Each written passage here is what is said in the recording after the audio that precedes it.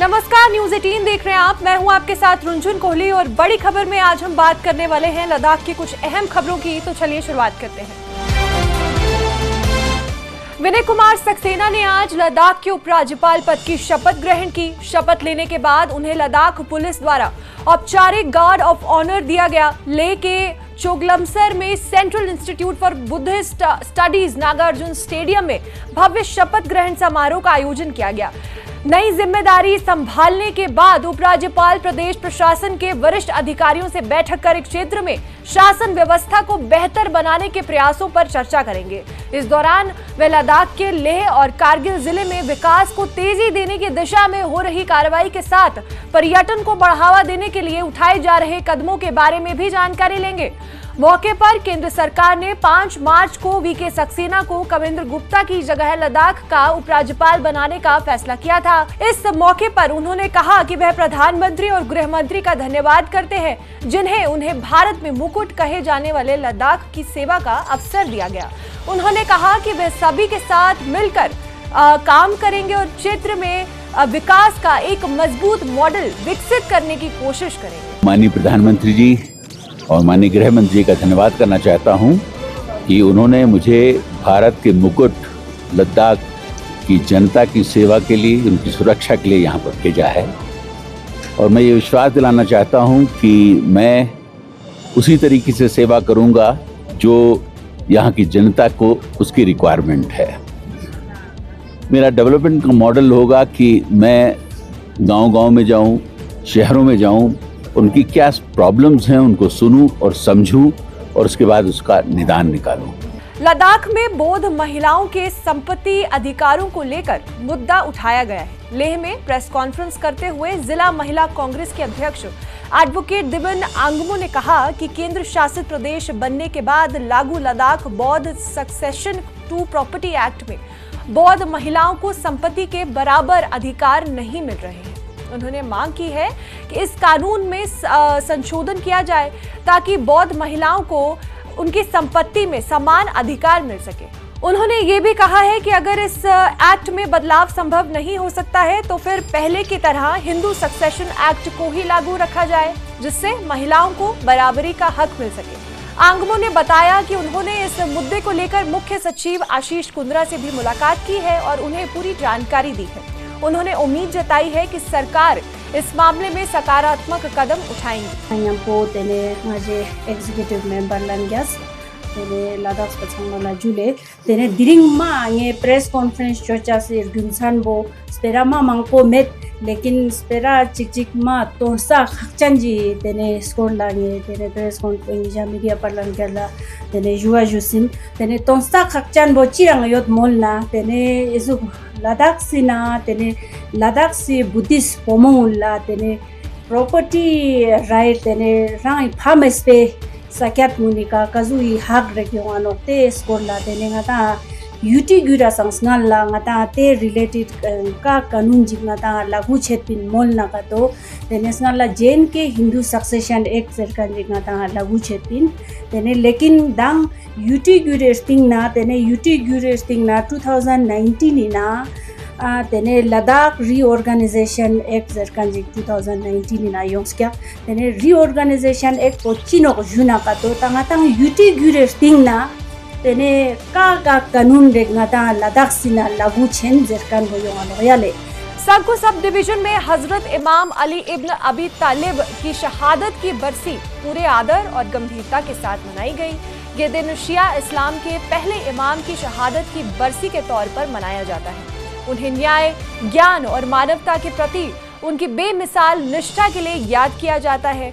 हजारों लोगों ने हजरत इमाम अली को श्रद्धांजलि देने के लिए बड़े शोक जुलूस और धार्मिक सभाओं में हिस्सा लिया। इस मौके पर शोक मनाने वालों ने नोहा पढ़ा, जिसके जरिए उन्होंने अपना दुख जाहिर किया और हजरत इमाम अली के महान बलिदान और उनकी अमर विरासत को भावभीनी श्रद्धांजलि अर्पित की। संगठनों ने जुलूस के सुचारू और शांतिपूर्वक संचालन को सुनिश्चित करने के लिए व्यापक इंतजाम किए हैं।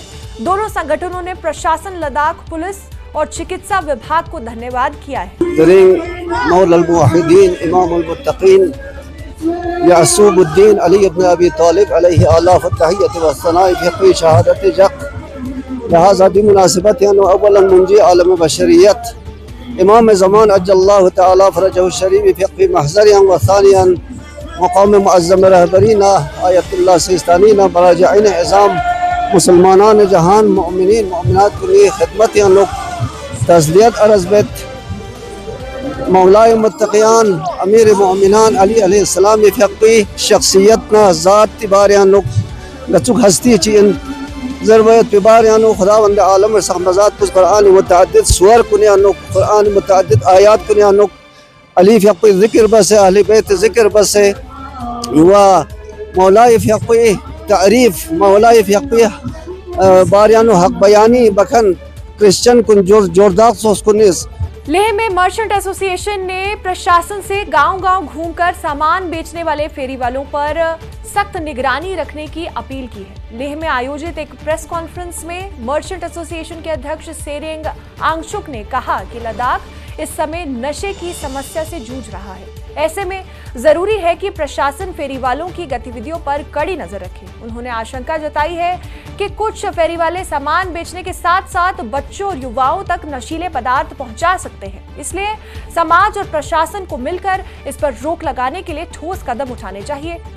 मर्चेंट एसोसिएशन ने कहा कि बच्चों को नशे से बचाने और समाज को सुरक्षित रखने के लिए सभी को मिलकर जागरूकता और निगरानी बढ़ानी चाहिए। कि कल मैं डीसी साहब से मिला था, जिसके ऊपर काफ़ी डीसी साहब ने भी एक्शन लेने के लिए बोला, तो मैं एडमिनिस्ट्रेशन डीसी साहब को भी मैं थैंक यू बोलना चाहता हूँ, क्योंकि ये ड्रग्स के बारे में हमें काफ़ी बार सुनने में आता है कि कहाँ से ये स्टार्ट होता है बोल के। काफ़ी बार आप लोगों ने भी, मीडिया वालों ने भी कवरेज किया हुआ है। तो हमारा तो ये कि इसका स्टार्टिंग जो है कुर्लीब और ये कुछ तंबाकू सिस्टम से जो शुरू हो रहा है, तो मैं इसको ये साफ कहना चाहता हूँ, जितने भी जो हमारे लद्दाख में जो होलसेलर बैठे हैं उन सभी के पास हमारा जो एडमिनिस्ट्रेशन डिस्ट्रिक्ट लद्दाख पुलिस ने भी और जो कंसर्न डिपार्टमेंट ने उनको छापा मारा, किसी के पास ये कुर्लीब नहीं मिल रहा है। तो ये सब सही है कि ये कुर्लीब कहाँ से आ रहा है और ड्रग्स का जो फैलाव हो रहा है हमारा वो किस तरीके से हो रहा है। तो हमारे नॉलेज के मुताबिक वो मैं लोगों को शेयर करना चाहता हूँ एडमिनिस्ट्रेशन को, कि ये जो हमारे लद्दाख में रोड खोलने के बाद, क्लियर रोड ओपन होने के बाद, कुछ 4 गाड़ियाँ आते हैं जो मोबाइलाइज करता है, कुछ इको वैन आता है, 207 में आता है, वो इससे छोटा गाड़ी आता है, जिसमें एक सोचने में हम कुछ सोच सकते हैं कि वो एक छोटा गाड़ी में सामान ला के लद्दाख पूरा घूम के जा रहा है, तो इसका मतलब उसमें क्या कमा सकता है। वो एक जनरल स्टोर का एक नॉन ब्रांड सामान लेके आके उस पर क्या कमा सकता है, वो हम खुद सोचने वाला बात है।